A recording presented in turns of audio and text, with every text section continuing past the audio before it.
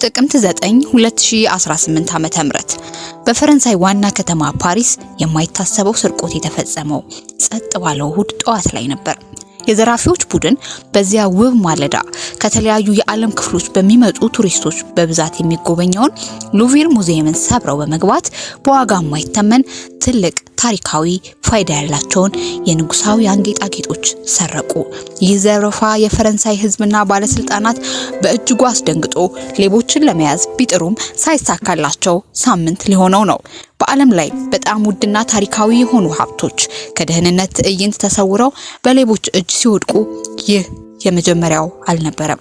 በሜክሲኮ ፊልም ከሚመስለውና በጣም ድፍረት ከታየበት ዝርፊያ ጀምሮ በጀርመን በሚገኘው የንጉሳዊ ቤተመንግስት ላይ በጥንቃቄ ታቅዶ እስከተፈጸመው ስርቆት ያለውን ቢቢሲ እንዲህ አጠናቅሯል።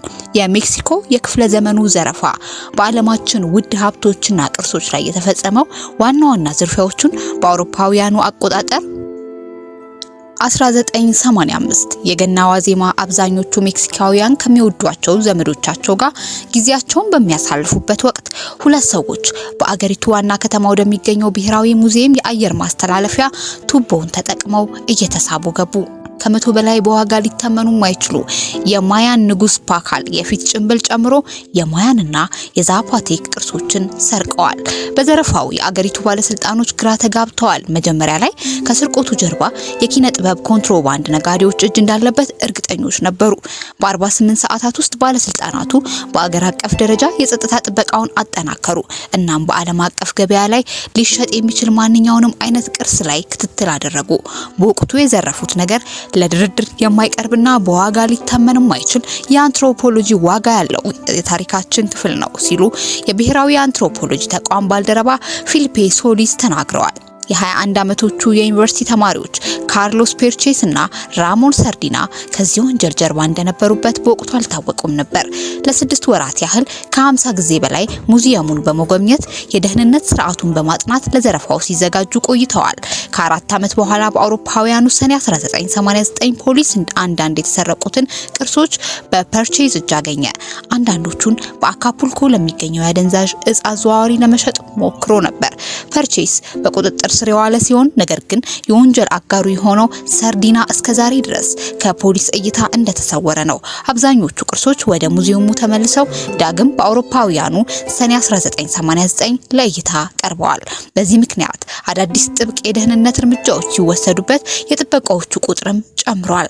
የጠፋው የቦስተን ቅርስ በአውሮፓውያኑ መጋቢት 18 1990 ጠዋት ላይ እንደ ቦስተን ፖሊስ የለበሱ ሁለት ሰዎች በኢዝቤላ ስቱዌርት ጋርደነር ሙዚየም ደረሱ። ላገኟቸው የጥበቃ አባላት ሁከት መፈጠሩን ሪፖርት መደረጉንና ለዚያም ምላሽ ለመስጠት መምጣታቸውን አሳወቁ። ሁኔታውን ምንም ያልተጠራጠሩት ጠባቂዎቹ ወደ ውስጥ እንዲገቡ ፈቀዱላቸው። በደቂቃዎች ውስጥ ሙዚየሙ የወንጀል ማዕከል ሆነ። ጠባቂዎቹ እጅ እግራቸው ታስሮ ወደ ምድር ቤት ተወሰዱ። ሌቦች በ81 ደቂቃ ውስጥ 13 ድንቅ የኪነ ጥበብ ስራዎች ለመዝረፍ በፍጥነት ተንቀሳቅሰዋል። በዚህ ዘረፋ አይተኬ የሆኑ የአውሮፓ ስመጥር ሰዓሊያን ስራዎች እንደ ኤድጋር ዴጋስ፣ ኤድዋርድ ማኔትና የሬምብራንት ብቸኛው የባህር ገጽታ የሚያሳይ ዘ ስቶርም ኦን ዘ ሲ ኦፍ ዘ ጋሊሌ ስራን ጨምሮ $500 ሚሊዮን የሚገመት የጥበብ ስራዎች ተሰረቁ። እስከዛሬ ድረስ ጉዳዩ እልባት አላገኘም። በዚህ ዘረፋ ላይ እስካሁን ድረስ የሚደረገው ምርመራ ፋይል አልተዘጋም። ሙዚየሙ የጥበብ ስራዎችን ያሉበትን ለሚጠቁም $10 ሚሊዮን ለመስጠት ቃል ገብቷል። እንደ ሙዚየሙ ድረገጽ መረጃ ከሆነ ይህ ገንዘብ በግል ተቋም ቃል የተገባ ትልቅ ጉርሻ ነው። በጋለሪው ግድግዳዎች ላይ አሁንም ባዶ ፍሬሞች ለተፈጸመው ስርቆት ምስክር ሆነው ተንጠልጥለው ይገኛሉ። የድሬስደን የአልማዝ ጌጥ በአውሮፓውያኑ ህዳር 25 2019 ጎህ ሲቀድ በጀርመን ድሬዝደን ቤተመንግስት አቅራቢያ የእሳት ቃጠሎ ተነሳ። የአደጋ ጊዜ መብራቶች ብልጭ ድርግም ሲሉና የኤሌክትሪክ ኃይል ሲቋረጥ መጨላለሙን በመጠቀም ዘራፊዎች መንቀሳቀስ ጀመሩ። በደቂቃዎች ውስጥ የዘራፊዎች ቡድን በመስኮት በኩል ሾልከው በመቶዎች የሚቆጠሩ ውድ ጌጣጌጦችንና አልማዞችን ወደ ያዘው የ18ኛው ክፍለ ዘመን አውግስተስ ዘ ስትሮንግ ውድ ሀብት ወደ ተቀመጠበት ታሪካዊ ግሪን ቮልት ገቡ። ሌቦች እሳቱን ትኩረት ለመቀየር በሚል ሆን ብለው ያስነሱት ነበር። ከዚያ የመስኮቱ ፍርግርጎች በብረት መቁረጫ ቆርጠው በማንሳት ወደ ውስጥ ዘለቁ። መዝረፍ የፈለጉት ከ18ኛውና 19ኛው ክፍለ ዘመን ጀምሮ የተከማቹትን 21 ንጉሳዊ ውድ ቅርሶች ነው።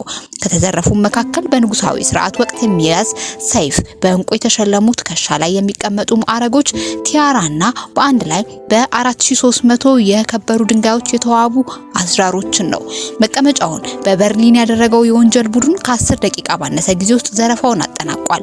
ማምለጫቸው እንደ መግቢያቸው ሁሉ በጥንቃቄ የተሰላ ነበር። አሻራቸውን ለመደበቅ እንዲያስችላቸው በክፍሉ ውስጥ የእሳት ማጥፊያ ረጩ። ከዚያም በመኪና አምልጠው በኋላ ላይ ተሽከርካሪውን በመኪና ማቆሚያ ውስጥ አስቀምጠው እሳት ከለኮሱበት በኋላ ወደ በርሊን አምልጠዋል። በአውሮፓውያኑ 2023 ከዚህ ስርቆት ጋር በተያያዘ 5 ሰዎች ከ4 እስከ 6 ዓመት እስራት ተፈርዶባቸዋል። በአልማዝ የተሸለመውን ጎራዴ ጨምሮ አንዳንድ ጌጣጌጦች ምንም ጉዳት ሳይደርስባቸው ተገኝተዋል።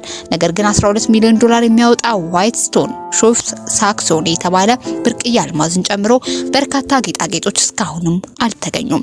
ግሪን ቮልት የተመለሱት ቅርሶችና የዝነኛውን ወንጀል ቦታ ለማየት ለሚፈልጉ ጎብኚዎች ክፍት ነው። የኢራን ውድ ሀብቶች በቴህራን ጎዳናዎች ቁልቁል ሲወርዱ ከብረት በሮች ጀርባ በደንብ የታጠቁ ፖሊሶች ስር የብሔራዊ ቅርሳቅርስ ግምጃ ቤት አለ። ክምችቱ ለዘመናት የተሰበሰበው በሳፊድ አፍሻሪድ ቃጃርና ፓህላቪ ስርወ መንግስት ሲሆን በዓለም ላይ ካሉት እጅግ ውድ የሆኑ የከበሩ ድንጋዮችና ንጉሳዊ ስርዓቶች አልባሳትን ያካትታል። በ1979 የኢራን አብዮተኛ ለወራት የንጉሳዊ አገዛዙን በመቃወም አመጽ የተቀላቀለበት ተቃውሞ አካሂዷል። በኋላ የኢራን ንጉስ አገሩን ጥሎ ተሰደደ። አያቶላ ሆማኒ ስልጣን እስከሚጨብጡ ድረስ በተመሰቃቀለ የስልጣን ሽግግር ወቅት ቅርሶቹ ጠፍተው ይሆናል የሚል ፍርሃት ነግሶ ነበር። ምንም እንኳ በኋላ ላይ በተካሄደው ቆጠራ ግምጃ ቤቱ ምንም ሳይነካ መቆየቱ ተረጋግጧል። እዚህ ጥይት በማይበሳቸው መስታወቶች ውስጥ የዳሪያን ኑር ሲ ኦፍ ላይት የተሰኘው ግዙፍ ሮዝ እንቁ ተቀምጧል። 182 ካራት አካባቢ እንደሆነ የሚገመተው ይህ እንቁ በዓለም ላይ ካሉት ግዙፍ ከሆኑት ሮዝ እንቁዎች አንዱ ነው። ይህም አፈታሪክ ከህንድ ሞጉል ቤተመንግስት እስከ የፋርስ ነገስታት ዘውድ አዳራሽ ድረስ ይዘልቃል። በ1926 የተሰራውና የጥንታዊ ሳሳኒድ ዘውድ የሆነው በሺዎች በሚቆጠሩ አልማዞች፣ እንቁዎችና ኤመራልዶች የተዋበ የፓህላቪ ዘውድ የሚገኘው እዚሁ ነው። የብሔራዊ ጌጣጌጥ ግምጃ ቤት የሚገኘው በኢራን ማዕከላዊ ባንክ ውስጥ ካዝናው እንደ ሙዚየምና የብሔራዊ ፋይናንስ አምድ ሆኖ ያገለግላል። ለዘመናት የተሰበሰበው ይህ ቅርስ በ1937 በመንግስት ባለቤትነት ስር የገባ ሲሆን የኢራን ገንዘብ ዋጋ ለመደገፍ ረድቶታል። ብዙዎች እንቁዎች ልዩና የማይተኩ በመሆናቸው የኢራን ብሔራዊ ጌጣጌጥ እውነተኛ ዋጋ ከሚገመተው በላይ እንደሆነ ብዙ ባለሙያዎች ይናገራሉ። ወደ ተቀመጡበት ስፍራ መግባት የሚቻል ቢሆንም ነገር ግን በጥብቅ የሚጠበቅ ነው። ጎብኚዎች በኢራን ማዕከላዊ ባንክ ውስጥ ባሉ በርካታ የደህንነት ፍተሻዎች ውስጥ ማለፍ አለባቸው። እናም ስብስቦቹን ለመጎብኘት አስጎብኚ መጠቀም የግድ ሲሆን ስልኮች፣ ቦርሳዎችና ካሜራዎች የተከለከሉ ናቸው። የሞናሊዛ መሰረቅ ያለፈው ሳምንት የፓሪሱ የቅርስ ስርቆት ለሉቨር ሙዚየም የመጀመሪያው አይደለም። ዛሬ በዓለም ላይ በጣም ዝነኛ ስዕል ተደርጎ የሚቆጠረው የሞናሊዛ ስዕል ከ100 ዓመት በፊት በዘራፊዎች እጅ ገብቶ ነበር። በአውሮፓውያኑ ሰኞ ነሐሴ 21 1911 ቬንሲዞ ሩጃሬ ወደ ሉቨር ገባ። ሙዚየሙ በወቅቱ ዝግ ነበር። እናም የዳቪንቺ ዋና ስራ ይዞ እብስ አለ። የሱ ዘረፋ አነስተኛ ዝግጅት የጠየቀ ቢሆንም የፈጠረው ግርግር ግን ግዙፍ ነበር። ዘረፋው ሲታወቅ ፖሊስ ምርመራ ማድረግ የጀመረ ሲሆን ሉቨርም ለአንድ ሳምንት ተዘግቷል። ሞናሊዛ ግን ከ2 ዓመት በላይ ጠፋች። በእነዚህ ጊዜያት ውስጥ ስዕሉ የተንጠለጠለበት ባዶ ቦታ ለማየት ብዙ ሰዎች ወደ ሉቨር ሙዚየም ይጎርፉ ነበር ተብሏል። በአውሮፓውያኑ ታህሳስ 10 1913 ፔሩጂያ ስዕሉን በፍሎረንስ ውስጥ ለነበረው የቅርስ ነጋዴ ለአልፌርዶ ጌሪ ካስተላለፈ በኋላ ተይዟል። ዘረፋው የተፈጸመው በሙዚየሙ ሰራተኛ ነው ማለት ይቻላል። ጣሊያናዊ ስደተኛ ፔሩጂያ ስዕሉን የሚከላከለውን የመስታወት በር ከገጠሙት ሰዎች መካከል አንዱ ነው። የሉቨር ሰራተኞች የሚለብሱት ነጭ ልብስ የነበረው ሲሆን ስዕሉ በፍሬሙ ላይ እንዴት እንደተሰቀለ ያውቅ ነበር። ይህን ጽሑፍ ያገኘነው ከቢቢሲ ላይ ነው።